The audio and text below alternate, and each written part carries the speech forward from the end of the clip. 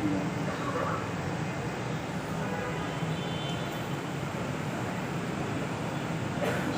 عليكم. الحمد لله نحمده ونستعينه ونستغفره ونؤمن به ونتوكل عليه ونعوذ بالله من شرور أنفسنا ومن سيئات أعمالنا من يهده الله فلا مضل له ومن يضلله فلا هادي له ونشهد أن لا إله إلا الله وحده لا شريك له ونشهد أن سيدنا ونبينا ومولانا محمدا عبده ورسوله صلى الله تعالى عليه وعلى آله وأصحابه وسلم تسليما كثيرا أما بعد فأعوذ بالله من الشيطان الرجيم بسم الله الرحمن الرحيم يا أيها الذين آمنوا إذا قمتم إلى الصلاة فاغسلوا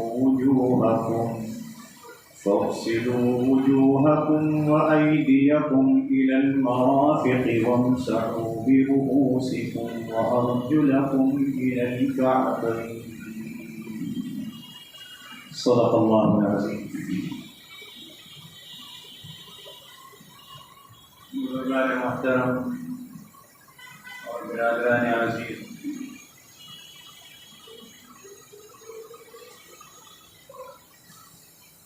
اللہ رب العزت نے اپنی جتنی مخلوقات بنائی ہیں ان مخلوقات کو ایک حس دی ہے.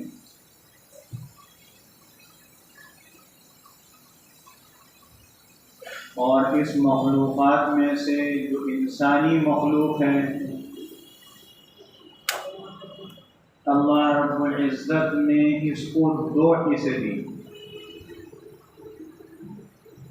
باقی مخلوقات کو ایک حص، مجھے اور آپ کو دو حصے. حص کی پھر دو قسمیں ہیں، ایک تو ظاہری حص ہے اور ایک باطنی حص ہے. جو ظاہری طور پر حص ہے وہ تو ایسی ہے کہ باہر کوئی کام ہوا ہمیں سمجھ میں آ گیا، موسم تبدیل ہوتا ہے، سردیاں آتی ہیں تو محسوس ہوتا ہے کہ ہوا اب ٹھنڈی ہو گئی، اچھی نہیں لگ رہی، اور جب گرم ہوتا ہے تو ہم چاہتے ہیں کہ ہوا چلے، پنکھا چلے تاکہ ہوا آئے. یہ ظاہری حص ہے. یہ ظاہری حص اللہ نے دوسری مخلوقات کو بھی دی. اور ایک ہے باطنی حص، اندرونی طور پر حص. اندرونی طور پر جو حص ہے یہ اللہ رب العزت نے صرف انسان کو دی.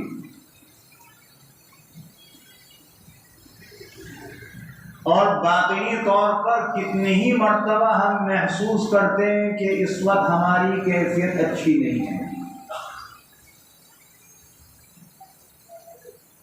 دیکھیے اللہ نے ایک بنائی ہے طہارت، نظافت، پاکی. حکیم الامت حضرت شاہ ولی اللہ صاحب محدث دہلوی رحمۃ اللہ علیہ فرماتے ہیں کہ اگر کسی انسان کے اندر بہیمیت کی علامت نہ ہو، جانوروں کی کیفیت نہ ہو، تو جب یہ انسان بے وضو ہو جاتا ہے تو اس کی کیفیت بدل جاتی ہے، کہتا ہے بس اچھا نہیں لگتا. اگر جانوروں کی کیفیت نہ ہو تو اس کو کہتے ہیں باطنی حص. اور بتیرے بہت سارے مثالیں دی جا سکتی.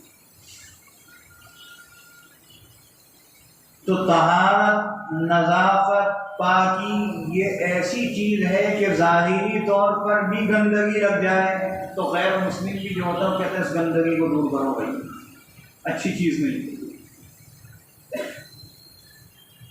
اور ایک گندگی، ایک ناپاکی وہ ہے جو اللہ اور اس کے رسول کہہ رہے ہیں کہ یہ ناپاک ہے، جس کو کہتے ہیں ہم حکماً ناپاک۔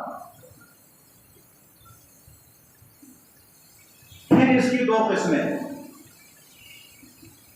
ایک ناپاکی اور گندگی وہ ہے جس کو کہتے ہیں بڑی ناپاکی، حدث اکبر، اور دوسری ناپاکی وہ ہے جس کو کہتے ہیں حدث اصغر، چھوٹی ناپاکی۔ اگر بڑی ناپاکی لاحق ہو جائے، ہم ناپاک ہوئے، ایسے ناپاک جس کو شریعت کے لیے حدث اکبر ہو گیا، تو پھر شریعت ہمیں حکم دے رہی کہ غسل کرو۔ اور جب چھوٹی ناپاکی ہوتی ہے جسے حدث اصغر کہتے ہیں، وہ ناپاکی ہو جائے تو شریعت ہمیں کہتی ہے وضو کرو۔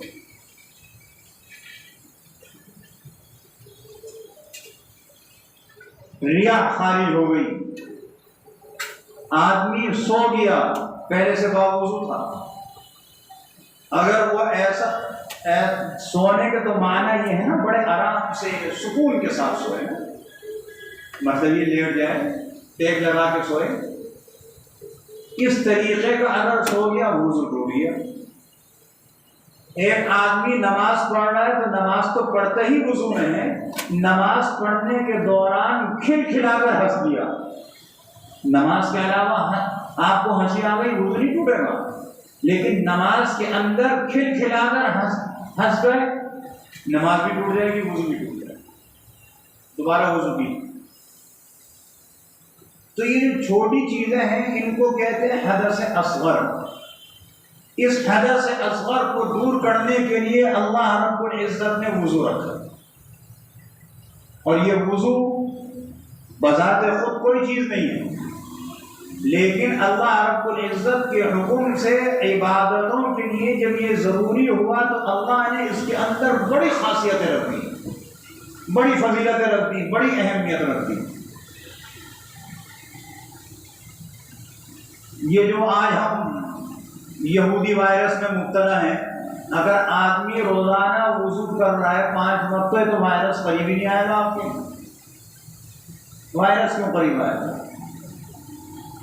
آپ نے تو خود ہی پاکی حاصل کر لی نا۔ اب یہ بھی تو یہی کہہ رہا ہے کہ ہاتھ دھو، تو ہاتھ تو آپ دھو رہے ہیں وضو میں، بلکہ وضو کے اندر جتنی آپ پاکی حاصل کر رہے ہیں آپ کو تو کوئی وائرس لگ ہی نہیں سکتا۔ جہاں آپ کے اعضاء وضو کے میل دور ہو رہے ہیں وہاں آپ کے گناہ بھی اس سے دور ہو رہا ہے، آپ کو صحت بھی مل رہی ہے، آپ حشاش بشاش بھی ہیں۔ ایک آدمی بیٹھا ہوا عمرہ اور جا کے وضو کر کے آ جائے، بالکل طبیعت حشاش بشاش ہو جاتی ہے۔ جب آدمی وضو کر کے آتا ہے طبیعت میں نشاط پیدا ہو جاتا ہے۔ یہ خالی وضو سے اس کا نہیں ہے کہ آپ نے ہاتھ منہ دھوئے میل دور ہوا، نہیں۔ جناب رسول اللہ صلی اللہ علیہ وسلم ارشاد فرماتے کہ چہرہ جب آپ نے دھویا تو چہرے میں آپ کی آنکھیں بھی ہیں، آنکھوں سے کتنے گناہ ہو رہے ہیں۔ آپ نے کلی کی، منہ میں زبان ہے، اس زبان سے ہم کتنے گناہ کر رہے ہیں۔ بعض اوقات تو گناہوں کو پتہ بھی نہیں چلتا۔ ہاتھ ہیں، ان ہاتھوں سے ہم کتنے گناہ کر رہے ہیں، ان پاؤں سے کتنے گناہ کر رہے ہیں۔ یہ جو اعضاء وضو میں ہم دھو رہے ہیں، یہ جو آنکھ ہے، یہ جو زبان ہے، یہ جو ہاتھ ہیں، یہ جو پاؤں ہیں، جب ان کا پانی گرتا ہے تو رسول اللہ صلی اللہ علیہ وسلم ارشاد فرماتے ہیں پانی کے ساتھ ان اعضاء کے جو گناہ وہ بھی دھل جاتے ہیں۔ جہاں آپ کا میل دھلا گناہ بھی دھل گئے۔ اللہ کتنا رحیم ہے، کتنا مہربان ہے۔ ہم تو اب شکر ادا کرنے کے لیے بھی زبان نہیں رہتی، ہماری ناشکری کا عالم یہ ہے، ہمارے اندر ناشکری بہت آ گئی، بہت زیادہ، حد سے زیادہ۔ آپ کو آج گھروں کے اندر، مسجدوں کے اندر پانی میسر ہے، پانی کی لائنیں میسر ہیں۔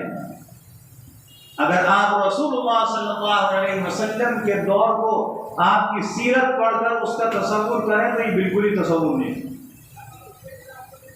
وہاں پانی کی لائنیں ایسی نہیں ہوا کرتی، قریب قریب پانی نہیں ہوتا تھا، کنویں ہوتے تھے، کنویں میں سے ڈول ڈال کر پانی نکالتے تھے، اس پانی کو مشکلوں میں لا کر گھر میں محفوظ کرتے تھے جب ضروریات پورا ہوتی، اور پھر گھروں کے اندر بیت الخلا نہیں تھے۔ آج تو ہر گھر میں اب تو جس مسجد میں بیت الخلا نہ ہو تو آدمی کہتا ہے اس میں تو کوئی سہولت ہی نہیں ہے۔ پہلے کچھ نہیں ہوتا تھا، پہلے وضو کی جگہ بھی نہیں تھی۔ مجھے اچھے طریقے سے یاد ہے کہ مدینہ منورہ میں مسجد قبلتین ہے، جو حضرات وہاں گئے ہیں انہوں نے دیکھی ہوگی، بنی سالم کے محلے میں ہے، اور جو نہیں گئے اللہ ان سب کو وہاں کی زیارت نصیب فرمائے اور وہاں کی رونقوں کو اللہ بحال فرما دے۔ مسجد قبلتین وہ ہے کہ جس میں رسول اللہ صلی اللہ علیہ وسلم نے ایک ہی نماز دو قبلوں کی طرف رخ کر کے پڑھی۔ اللہ کا حکم آیا، 2 رکعت کے بعد قبلہ تبدیل ہو گیا، بیت اللہ ہو گیا، نماز کی حالت میں قبلہ تبدیل، اس لیے اس کو کہتے ہیں قبلتین مسجد، 2 قبلوں والی مسجد۔ یہ جب پرانی تھی اس میں وضو خانہ نہیں تھا،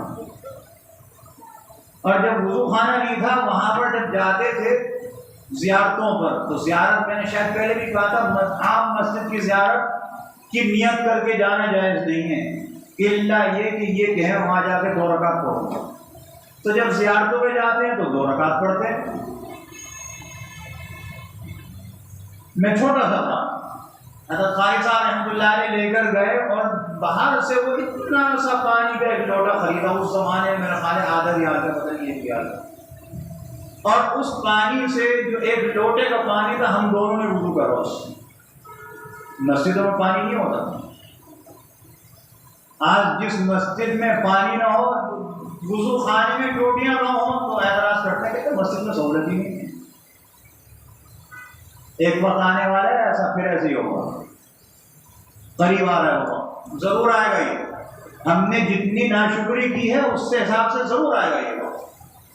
حضرت مولانا محمد صادق صاحب رحمۃ اللہ علیہ فرمایا کرتے تھے، یہاں کھڈا ایک جگہ ہے نا لی مارکیٹ میں، وہاں کھڈے کا ایک مدرسہ ہے، مدرسہ عربیہ، پاکستان بننے سے پہلے۔ یہ مولانا محمد صادق صاحب رحمۃ اللہ علیہ سندھ کے مچھیرے میں سے، تو یہ قاری صاحب رحمۃ اللہ علیہ جب پاکستان آئے تو وہاں جایا کرتے تھے۔ یہ ہمارے بڑے بزرگوں کے شاگرد تھے، خود بڑے بزرگ تھے۔ وہ فرمایا کرتے تھے، مولوی صاحب ایک وقت ہمارے یہاں ایسا آئے گا کہ آپ 2 روٹی لے کے جا رہے ہوں گے، بازار میں سے 1 چھین لی جائے گی۔ وہ وقت آئے گا،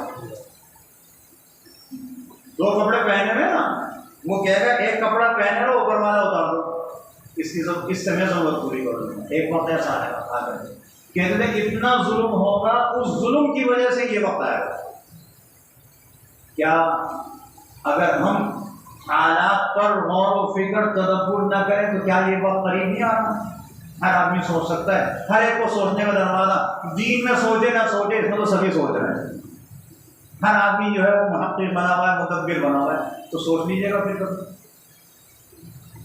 تو آج کتنی نعمت میسر ہے، یہ گھر میں پانی کی لائن ہے، مسجد میں پانی کی لائن ہے، ورنہ رسول اللہ صلی اللہ علیہ وسلم جو وضو فرماتے تھے، زندگی رہی تو آئندہ جمعہ لا کے دکھلاؤں گا کتنا بڑا پیمانہ ہے، اس میں جتنا پانی آتا ہے اتنے پانی سے وضو فرماتے ہیں، اور ہم پانی کا کتنا بے دریغ استعمال کرتے ہیں، بے دریغ۔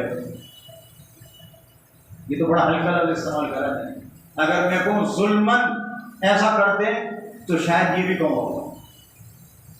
یہ تقوی کا حیدہ ہمیں بہت ہو گیا، بہت زیادہ۔ پہلے میں سمجھتا تھا یہ لفظ تقوی کا حیدہ شاید میں ہی بولتا ہوں۔ میں نے حضرت مولانا اشرف علی صاحب تھانوی رحمۃ اللہ علیہ کے ملفوظات پڑھے، مجھے یہ لفظ وہاں سے مل گیا، مجھے بڑی تقویت ہوئی۔ میں نے کہا اللہ کا شکر ہے، میں اکیلا نہیں ہوں اس میں۔ حضرت مولانا تھانوی فرماتے کہ تقوی کا حیدہ کس کو کہتے ہیں؟ تقوی کا حیدہ، میں بیٹھا وضو کر رہا ہوں، رسول اللہ صلی اللہ علیہ وسلم نے بتلایا میری داڑھی ایسی ہے جو گنجان ہے نا، بال زیادہ ہے، ایسی داڑھی جن کے بالوں کے بیچ میں سے کھال نظر نہ آئے، جلد نظر نہ آئے، اس کو کہتے ہیں۔ تو ایسی داڑھی کا حکم یہ ہے کہ وضو کرتے وقت ہاتھ گیلا کر کے یوں انگلیاں ڈال کے داڑھی میں اس کو خیال کریں، کافی وضو ہو گیا۔ اور اگر داڑھی ایسی ہو جو گنجان نہ ہو، گھنی نہ ہو، تو حکم یہ کہ چلو میں پانی لے کے اس کو داڑھی پہ لگائیں، اس طرح لگائیں تاکہ جڑوں تک پانی پہنچ جائے، بس کافی۔ اب تقوی رہتا کیا ہے، ہم میں سے بعض کو وہ نل کھلا ہوا ہے اور نل کھول کے وہ داڑھی جو ہے وہ بھی دھو میں چلے جانا اس میں۔ اللہ اس کو ہدایت دے۔ یہ حکم تھوڑی تھا، اللہ کے رسول نے جو تمہیں سہولت دی تھی اس پر عمل کر دے۔ کیا اللہ کے رسول نے غلط بتلایا تھا جو ہم اس پر عمل کر رہے ہیں؟ ہم مسا کر رہے ہیں، مسا کیسے کرتے ہیں؟ عموماً سب کی بات نہیں کر رہا میں، لیکن بات ہے، پتہ نہیں کیا بات ہے، میری نگاہ بڑی ایسی ہے کہ اعتراض والی بات کو سب سے پہلے پکڑتا ہوں۔ اب کل ہی پرسوں میں ظہر کی نماز میں مسجد میں وضو کر رہا تھا، وہ آدمی نل کھلا ہوا ہے، ہاتھ گیلے کرے بڑے آرام سے ایک مرتبہ، پھر اسی ہاتھ کو دوسری مرتبہ، پھر اسی ہاتھ کو تیسری، نل کھلا ہوا ہے۔ کیا خیال ہے اللہ کو حساب نہیں دینا؟ ہم نے کیا سمجھا؟ ہمیں مرنا نہیں؟ جب جناب رسول اللہ صلی اللہ علیہ وسلم کی بتلا رہے ہیں، ایک صحابی کو کہہ رہے ہیں کہ وضو میں پانی ضائع نہ کرو، یہ خالی وضو کی بات نہیں ہو رہی، وضو تو سمجھایا جا رہا ہے کیونکہ 5 وقت روز ہو رہا ہے۔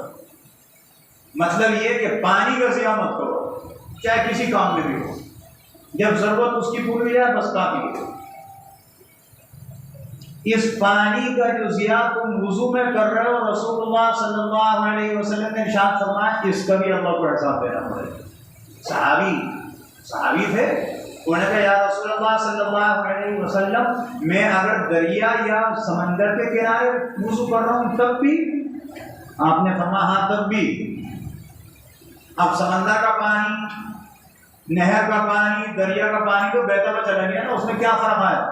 آپ نے وضو کیا تو کوئی فرق نہیں آیا، لیکن رسول اللہ صلی اللہ علیہ وسلم فرما رہے ہیں جتنا حکم دیا دھونے کا اتنا دھو، اس سے زیادہ کرو گے بس یہ اسراف ہو جائے گا، اسراف کا جواب دینا پڑے گا۔ ہمیں کوئی احساس ہی نہیں ہے۔ یہاں مسجد کا عملہ، مسجد کا خادم رات بھر پانی چڑھائے، ہم وضو کا نل ایسا کھولتے ہیں علمانہ ہے۔ اگر اس کو کہہ دیں تو وہ تو سمجھے گا آپ ہی مجھ سے سب سے بڑے دشمن ہے، وہ آپ کو ایسی نظر سے دیکھے گا بس اللہ نے اس کو کھانے والا نہیں بنایا تو اللہ کھا لیتا ہو۔ ہم ایسے ہو گئے اور وضو ایسا ہے۔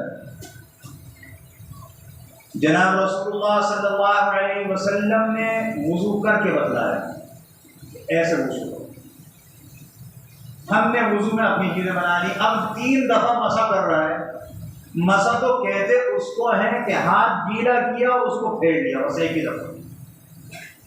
اب دوسری دفعہ جو پھیرا، تیسری دفعہ جو پھیرا، ایک تو یہ بدعت ہوا، دوسرے دھونے کے حکم میں آ گیا۔ قرآن کہتا ہے کہ مسا کرو،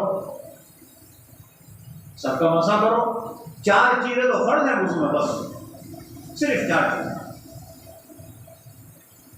چہرہ دھونا، دونوں ہاتھ کوہنیوں سمیت دھونا، سر کا مسح کرنا، دونوں پاؤں ٹخنوں سمیت دھونا، یہ فرض ہیں۔ اگر کسی کے پاس پانی انتہائی کم ہو کہ پورا وضو نہ ہو سکتا ہو اور جماعت تیار ہو تو یہ فرائض ادا کر لے، جماعت میں شامل ہو جائے، نماز ہو جائے گی، وضو بھی ہو جائے گا۔ لیکن اگر پانی موجود ہے، اگرچہ جماعت کھڑی ہوئی ہے، آپ کو وضو پورا کرنا پڑے گا سنتوں کے ساتھ، سنت معمولی نہیں، ہاں صرف ایک وقت میں اجازت ہے۔ پانی کا حکم تو یہ نا، پانی موجود ہے، وضو ہر حال میں لازم ہے، غسل کی ضرورت ہے، غسل ہر حال میں لازم ہے پانی۔ اب پانی نہیں ہے تو پھر تیمم ہے، لیکن ایک مرحلہ ایسا ہے کہ پانی ہماری جیب میں بھی ہو تب بھی وہاں تیمم کر سکتے ہیں، فرض نماز میں نہیں، اس میں تو وضو ہی کرنا پڑے گا اگر پانی ہے۔ وہ ہے جنازے کی نماز۔ ایسے وقت پہ آیا، جنازے کی نماز بالکل تیار تھی، نیت بن چکی تھی۔ اب اگر یہ پانی بھی موجود تھا، وضو خانہ بھی موجود تھا، اس کی جیب میں بھی پانی موجود تھا، لیکن اگر وضو کرتا تو جنازہ چلا جاتا۔ اور آپ کو پتہ ہے جنازے کی کتنی اہمیت ہے۔ یہ ہمارے مسلمان بھائی کا ہمارے اوپر حق ہے کہ ہم اس کا جنازہ پڑھیں، اگرچہ اللہ نے اس کو فرض کفایہ رکھا ہے، لیکن حق تو ہے۔ اتنی اس کی اہمیت ہے کہ رسول اللہ صلی اللہ علیہ وسلم نے ارشاد فرمایا کہ جو آدمی جنازے کی نماز پڑھتا خلوص نیت کے ساتھ، دکھلاوے کے لیے نہیں۔ آج کل کیا ہو رہا ہے؟ آج کل رشتہ داروں میں کسی کا انتقال ہوا، میری بڑی چپکش تھی اس سے، تعلقات بھی ٹھیک نہیں تھے، میں صرف جنازے میں یہ سوچ کر جاتا ہوں نہیں جاؤں تو میری برادری کیا کہے گی۔ یہ خلوص نہیں ہے۔ خالصتاً اللہ کی رضا کے لیے اس کا حق سمجھتے ہوئے جنازے کی نماز پڑھیں، سارے جھگڑے چھوڑ دیں۔ تو رسول اللہ صلی اللہ علیہ وسلم ارشاد فرماتے ہیں اللہ رب العزت جس کو نماز جنازہ پڑھنے کی وجہ سے ایک قیرات کا ثواب عطا فرمائے گا۔ قیرات کسے کہتے ہیں؟ کبھی سناروں سے پوچھ لیجیے گا، معمولی سا ایک وزن ہے، معمولی ایک وزن، سونے چاندی کے بنانے میں بھی استعمال ہوتا ہے وہ۔ لیکن رسول اللہ صلی اللہ علیہ وسلم ارشاد فرماتے ہیں یہ قیرات دنیا کا قیرات نہیں ہوگا، یہ قیرات جبل احد کے وزن کے برابر ہوگا۔ جبل احد مدینہ منورہ میں ایسا پہاڑ ہے جس کے متعلق جناب رسول اللہ صلی اللہ علیہ وسلم آپ اس پہ ایک مرتبہ کھڑے ہوئے تھے، اس نے جنبش کی تو حضور نے پاؤں مارا اس پہ، فرمایا تجھے پتہ نہیں ہے کہ تیرے اوپر ایک رسول اور ایک صدیق اور ایک شہید کھڑا ہوا ہے؟ دو آدمی ساتھ ہیں، ایک حضرت صدیق اکبر رضی اللہ عنہ، ایک فاروق اعظم رضی اللہ عنہ۔ کیا مقامات دیکھیں، دو ایک بات اور آئی، ایک صدیق اور ایک شہید، تو فاروق نے تو سوچ لیا نا رضی اللہ تعالیٰ میں تو شہادت ہی ہوگی، وہ پہاڑ رک گیا اپنی جگہ۔ حضور علیہ السلام فرماتے ہیں مجھے اس پہاڑ سے محبت ہے جس پہاڑ کو مجھ سے محبت ہے۔ اللہ کے رسول فرماتے ہیں اللہ جو قیرات کا ثواب دے گا اس ایک پہاڑ کے برابر وہ ایک قیرات ہوگا، دنیا کا قیرات نہیں، اس کے وزن کے برابر۔ یہ نماز جنازہ کی اہمیت۔ اب جنازے کے لیے آئے، وضو کرنے سے پہلے جنازہ ختم ہو جاتا تو اللہ نے حکم دیا کہ بھائی اب تم تیمم کرو۔ تیمم تو مختصر ہو جائے گا، ایک ہاتھ مارا پھر اوپر پھیر لیا، ایک ہاتھ مارا اور ہاتھ میں پھیر لیا، بس کافی جنازے میں شامل ہو جاؤ، کیونکہ جنازہ نہیں مل سکتا تھا بیٹھ۔ اور جنازہ جس میت کا جنازہ ہے اگر اس کے ولی وارث نے اس کی نماز پڑھ لی جنازے کی تو پھر دوسرا مسلمان پھر دوبارہ نہیں پڑھ سکتا، اور اگر ولی وارث نے اس کے جنازے کی نماز نہیں پڑھی، دوسرے مسلمانوں نے پڑھ لی تو ولی وارث دوبارہ نہیں پڑھ سکتا، اس دوبارے میں جماعت بھی ہو سکتی ہے۔ یہ مسئلے کی بات ہے۔ تو اتنی اہمیت ہے اس وضو کی، اس وضو کو ہمیں چاہیے، یہ بیان ابھی چلے گا، اس وضو کو ہمیں چاہیے کہ ہم اللہ کے منشا کے مطابق رسول اللہ صلی اللہ علیہ وسلم کے طریقے کے مطابق بنائیں، اور جو باتیں ہم نے اپنی طرف سے اس میں شامل کرنی ہیں یہ سمجھ کر کہ اگر نہیں کروں گا تو وضو نہیں ہوگا، اس کو بھول جائیں۔ اللہ اور اللہ کے رسول نے جتنا فرما دیا بس اس پر ہماری ذمہ داری ہے، اس کے علاوہ نہیں، اس کے علاوہ میں پھر بات بہت دور نکل جائے گی۔ اللہ مجھے اور آپ کو عمل کی توفیق عطا فرمائے۔ وآخر دعوانا ان الحمد للہ رب العالمین۔ سنت پڑھ